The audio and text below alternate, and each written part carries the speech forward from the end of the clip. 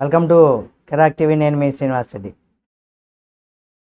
ఇక్కడ ఓబుళాపురం మైనింగ్ కేసుకు సంబంధించి గాలి జనార్దన్ రెడ్డి అలాగే మాజీ మంత్రి సబితా ఇంద్రారెడ్డి పైన ఒక కీలకమైనటువంటి తీర్పు ఇచ్చింది ఇక్కడ సిబిఐ కోర్టు. అంటే ఓబుళాపురం మైనింగ్ కేసులో నేడు తుది తీర్పు వెలువరించింది. 884 కోట్ల ప్రజాధనాన్ని దుర్వినియోగం చేశారని కూడా గాలి జనార్దన్ రెడ్డి అలాగే మాజీ మంత్రి సబితా ఇంద్రారెడ్డి పైన మరికొందరు పైన సిబిఐ అభియోగాలు అయితే దాఖలు చేసింది. మొత్తం 7గురిని నేడు సిబిఐ కోర్టు తీర్పు వెలువరించింది. కాగా ఇక్కడ మనం చూసినట్లయితే 14 ఏళ్ల తర్వాత సుదీర్ఘ విచారణ తర్వాత కూడా నేడు తీర్పు ఇవ్వనున్నట్లు అంటే ఇచ్చింది.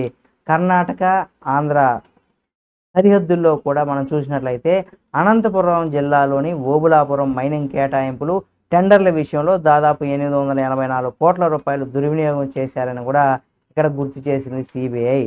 అయితే 2009లో కేసును కూడా నమోదు చేసి 2011లో తొలి ఛార్జ్ షీట్ను కూడా నమోదు చేసింది.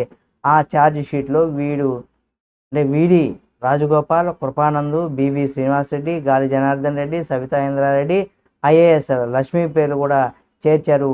మొత్తం 4 అభియోగ పత్రాలు అంటే 4 అభియోగ పత్రాలు 9 మంది నిందితులుగా చేర్చింది సిబిఐ. కాగా వీళ్ళు ఐఏఎస్ లక్ష్మీ పైన నమోదైనటువంటి అభియోగాలు 2022లో సుప్రీంకోర్టు కొట్టివేసింది.